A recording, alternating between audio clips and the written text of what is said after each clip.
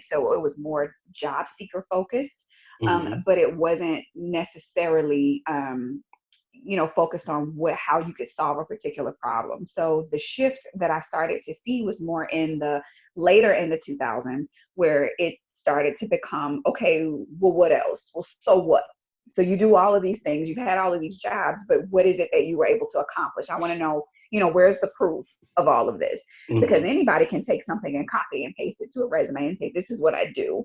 But then do you have documented results of that? And so that's what became, because the recruiter is helping to sell you to the hiring manager or the hiring team or whatever. And if we don't have any proof of that, then it's hard to differentiate you from another candidate. So then it becomes, the competition is real now, and especially with the introduction of the applicant tracking system. So you can only apply online, with a lot of companies. So now, how do you stand out when everybody has to do it the same way? So Right. yeah, there. I've seen a definite shift in in what's expected now. Now, are you finding it harder to convince people? Well, not harder, but I guess it's hard to convince people that standing out is much more important than having a filled out but copy and pasted resume. Exactly. And I know I see this more often when I'm trying to convince clients to update their LinkedIn profiles. They say, Hmm. "Oh, I have one," and I just copy and paste my information into my profile. And I'm like, nah, that's good. It's all right. It's a good start. But Right. you hire somebody because you want to go from just okay to great. You don't want to look like everybody else. So then you create this fantastic profile for them, and then they go and Hmm. look at somebody else's profile who has not taken this. And look, well, everybody else is doing this. And I'm like, but yeah, but if I'm looking at five profiles, what they've only taken the same content from the resume, plopped it over into their LinkedIn profile. There's no amount of branding. I don't know this person whatsoever. Yet here pops up this ray of sunshine who's talking to me, telling a story about their career, how they got to where they are today, what motivates them, what problem they solve, all of these different things. I want to know that person because people hire who they know, like, and trust. I Sure. can't tell that from a copy and paste of a job description that fits anybody that sits in your seat, right? So Sure. what's different about you? So having to convince them, if I'm looking at five of those and then the one of you, who's going to get the most attention? That's just like a rack of clothes. If there's all black sweaters, the red one's going to stick out, Yeah. So, Let's expand a little bit on the branded part. And I mhm. did this with Jessica last year. Shout Okay. out to Jessica Hernandez. Um, Yeah, I like what? Jessica too. She's one of my faves. Yeah. Yeah. um, Branded. Let's discuss exactly what that Hmm. means and what that communicates on Yeah. a resume, and why that shift needs to be made for employers to help Yeah. see them stand out. Yeah. So one of the top questions that I get when I start talking to clients or job seekers in general about brands is they say, "Well, I don't have a brand." And I tell everybody, like, regardless of if you specifically do something or you know it or not, like, you have a brand already. It's just you have to be able to communicate that brand in a way that it appeals to something that somebody else needs. So Mhm. that's where so you have a brand regardless of who you are, but you have to be able to communicate the who you are, what you do, and how you add value. So that is your, basically the nuts and bolts of your brand. And so in that, you have to be able to, one, speak the language of the reader. So keep in mind, who am I writing this document for? What do they need to think about me when they read my resume, or when they just even the top one third, because that's the most important part of the resume. Mhm. So you want them to be able to get an idea of what they seek to gain by even having a conversation with you. So you want to give them just enough so they know that, for one, you understand their language, you understand their problem, Mhm. and you have a specific way of going about fixing it that's unique to you, and it's your unique value proposition. That's something that you do so well that you can help impact somebody's bottom line in an impactful way, a very positive way. So, being able to do that in just a couple sentences, it could be pretty hard because people are like, well, everything that I've done is important. But it's like, yeah, it's important to you. But what is that employer saying? And then they think, well, how do I know what the employer wants? Read the posting. A lot of times, everything that you need about that problem, whatever, is right there in the job posting. So again, if it's a receptionist and they say it's a busy dental office that needs a receptionist, Well, what does a busy dental office look like? You going to get your teeth cleaned. Let's hope you go every 6 months to get your teeth cleaned, right? So you've been in, where it's busy. What Right. happens? There's people coming in to check in. The phone is ringing. There's people wanting to make appointments. There's somebody that's in pain because they just had a tooth pulled, or whatever. Mm-hmm. You have to really play, maybe a wrangler, at sometimes where you're gathering all of these things and pulling everybody into places that they need to go. You may be filing things. You're there to organize chaos, right? So if that's your brand, then you may be the chaos organizer. Whatever that means, to you, you have to find something and be able to say it in one or two sentences so they feel like you get it. Like I take chaos and I organize it. I will help with the operations of your office so you can focus on your patients instead of focusing on the phone that's ringing. Yeah. So that's something that a busy dentist would be like, yeah, that's what I need. They don't really, it's not the degrees that they're worried about. That's not, even though that stuff may be important, those are not the first things that they're thinking about. They're thinking about, can you truly solve my problem? Because if Mm-hmm. somebody tells me if I got a leaky faucet, and my kitchen is flooding, I really don't care about your certifications at this point. Just tell me how you can fix this faucet before I end up with all this damage. You tell me that first. Then we can get all into the particulars of the experience and and those things. But I want to know, my immediate question is, can you help me? Do you Right. understand my problem enough to help Mm-hmm. me? And so that's what you have to do, just very quickly get that piece out. Yeah, and you meant something. You mentioned brevity. Brevity is really Mm-hmm. the super important aspect of being Mm-hmm. and presenting yourself in a resume, as Yeah, well as your LinkedIn profile. Really, anything that you're writing, there has to exactly. be this concise communication that people will appreciate.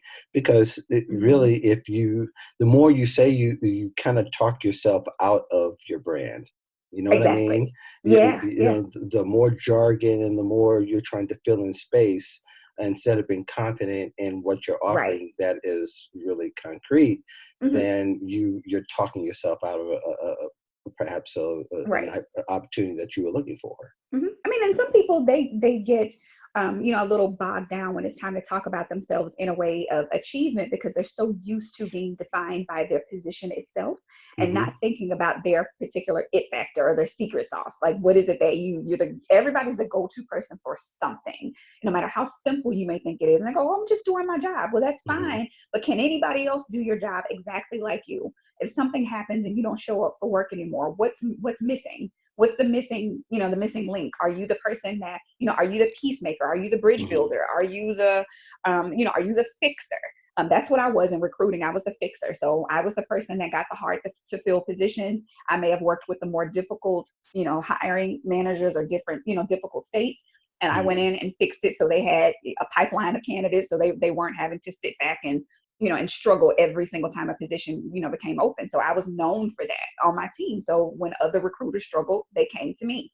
I had another girl that was really good with reporting. So I Hmm. went to her every time I needed to get some stats on something really quickly to kind of, to get my proof together. Right.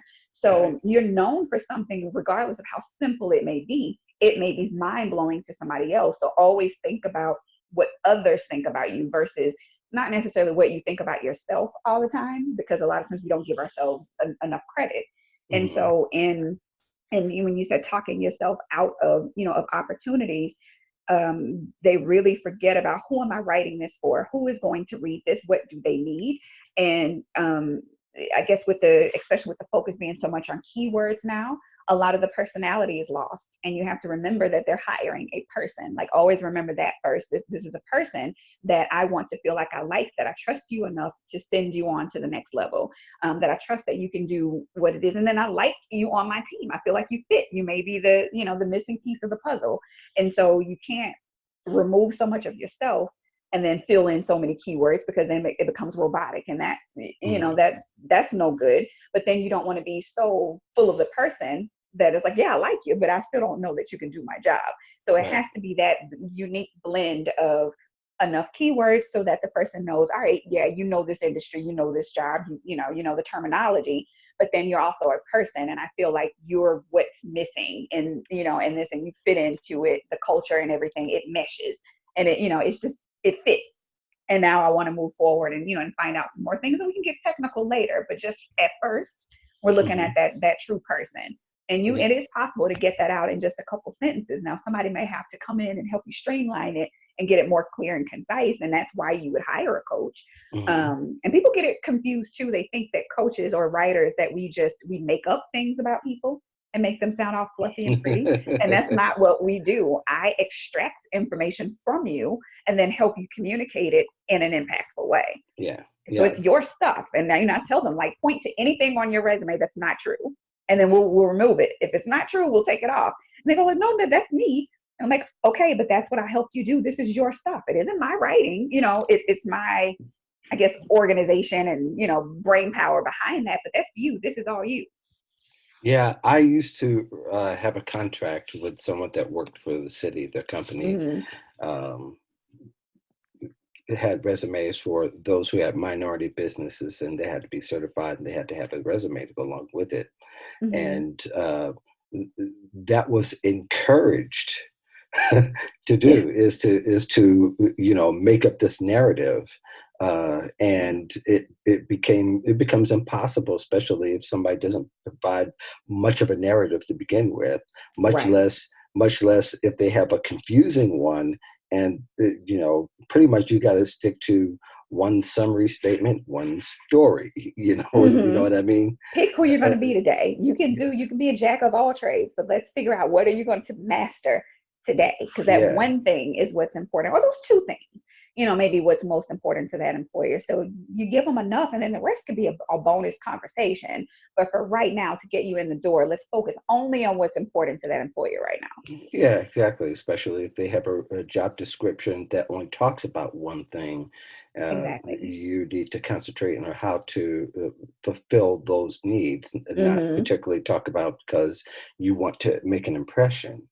Exactly. And I think people get Yeah. caught in that matrix. But one Yeah. of the age-old articles, or well, not age-old articles, it is an article, but argument is, can I use I in a resume? Mhm. Yeah. Now, I'm a proponent of that because one of my mentors strongly, and I couldn't argue with her about it. She had results to, for many years to prove that, Hmm. I connects you to the employer. Not too many eyes, Right. Right. but what is your take on that? Because about every month I see an argument, whether you should use I, you shouldn't use I. The Yeah. first person, singular I is Right. what we're Right. talking about. Well, see, the resume itself, the I is already understood. So you can start any sentence off on the resume with I. And you Hmm. should be able to do that if you're talking about yourself. So, if the beginning was I designed, I don't know, design software to fix a problem for XYZ client, right? Hmm. If you put I there, it's already there. So it's understood. So it's not necessary to have it all throughout, but to Right. add a little bit more of the human element to it. Hmm. Um, I think it's okay, especially if you're going to use direct quotes of something that you're going to say about yourself, and if it's in that branding piece. But when you get to Hmm. the position, I think you really just have to know your audience first and foremost. Like, is this going to be something that's accepted? And how will this be received by the person that will get my resume? So you can kind of go to the company's website and see Hmm. how personal they are, how interactive they are, how I guess disruptive they may be Right. too in their Hmm. industry, and then you can make decisions on whether or not how far can I push this creativity thing. So Right. a lot of times you can see that. You can look at the postings sometimes too. I've seen some amazing postings. I think one of the companies that I like to follow, it's Kinetics on Hmm. on Really? LinkedIn. Yes, they Okay. have the most amazing job postings to me, because it sounds like I picked up the phone and asked somebody hey, what jobs do you have today? And it reads like I'm having a conversation with somebody, versus it's very robotic and kind of job description, corporate tone of a regular job description. So the postings I love. Um, but I Mhm. think seeing their postings would make me more open to then using more graphics, using more colorful language, or whatever, to describe who I was, just because their posting did the same thing. So you can mirror the language of the employer, and then that helps more of a cultural fit too, if you're able to do that. But it's about the right recipe. for it, because Good. sometimes you can go too I love far that. overboard. Some people hate using, I on LinkedIn profiles. I think it's okay here and there I that, do. I did, just as long as you don't start Yeah. every single sentence, every single paragraph with Hmm. I think it's completely okay.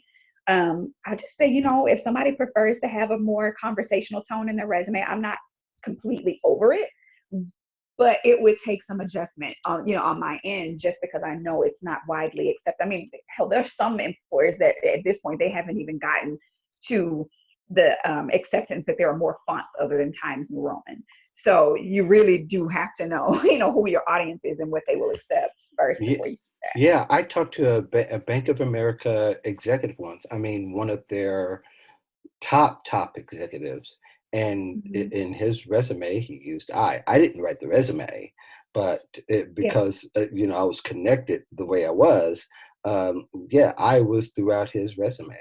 Yeah. And he didn't. And the other smart thing is that he always had one ready Yeah. to go, because Absolutely. you just never know. And how many times we've said this is that you have to kind of be prepared for your job search. As soon as you get that next job, Mm-hmm. you always have to be prepared. You always got to be Exactly. ready to swivel and bird and Right. move, because you never know when that Mm-hmm. change is going to come, or when the Because change of 9 times out season of is ten, going to if come. you wait, you're already behind. If you're Yes, waiting for, if you see a position posted and then you have to update your resume, you're already behind. yes, So it should be, just like LinkedIn is a living document, a document, it's documentation of your career as it happens. Your resume should be the same way. So as you're doing things week by week, month by month, however often you want to do it, you need to be tracking that success and just updating it. And then when you apply for the opportunity, all you're doing is streamlining it to fit. You're not then scrambling for numbers. You're not asking, can I have permission to access my personnel file so I can see, my performance evaluation, right? Because that right, sends up a red flag that you may be looking for a job anyway. exactly, So you right, want to keep track of that stuff, along the way. And I would much rather help somebody scale back a 5-page resume because they've gotten so much success, right? Because they've just kind of plugged things on the resume, versus me having to help somebody build from scratch who has no track record of mm, anything that they've done successful, and then we're kind of grasping for straws. So it's better to have more content and scale it back than not having enough and then trying to fill in the gaps. yes. Yeah. And you said that so well. Just so that we're winding down here, I know that your website, and again, Ashley Watkins, thank you for being on the Voice of Job I Seekers. appreciate it. Your website is rightstepresumes.com, correct? Yes, it is. Right. Like And you write something, WRITE. And something I Mhm. don't think I mentioned at the beginning as well is that, and this is an honor that's not just U.S. based; it's worldwide. Is Mhm. that she's a LinkedIn top voice for careers and job Yes. search. Yes, for So, 2019. So, so, yep. so you got one of the voices that you're going to see throughout the year on LinkedIn if Hmm. you're involved, just because she's a top voice. Yeah, so So, follow me. So I post and interact, and I try my best to respond to every single comment that yes. somebody gets, because it's about engaging, it's about getting to know people. I answer questions, and I also started to share my own personal story, Mhm, because I've been laid off before. Even mhm, as a recruiter, I still continue to apply for jobs, even though I'm not technically looking for a job, but right, I'm still engrossed in that process because I want to be able to coach my clients and and tell stories from a place of I've been there and I know that this is happening. So mhm, I'll go through some of the same things that my clients will go through. Like I don't ask people to do anything that I wouldn't do myself or that I haven't done myself. So yeah, it's been a joy to be able to express things that we share our own unique stories, and then let job seekers know, like, it's not just you. You're not the unicorn. Like we've all had some horror stories in our careers. right, right. And thank you for such a robust conversation in these few minutes that we had Yeah, together. I'm glad you Um, invited me. and thank the rest of you all for listening to the show. Of course, Yep. if you want to know more information about the podcast, go to voiceofjobseekers.com and look forward to the next show. By the way, you should definitely go back into the archives and maybe even listen to some of the shows starting back with Jackie Barrett Poindexter from a few years ago, as we talked about Mhm. twin trends of, I think it was 2015 at that time. Here we are in Okay. 2020. We're Yeah. still talking about on podcasts. So Hmm. uh, thank you so much for listening for the rest of you, and you all have a great day. Okay, so just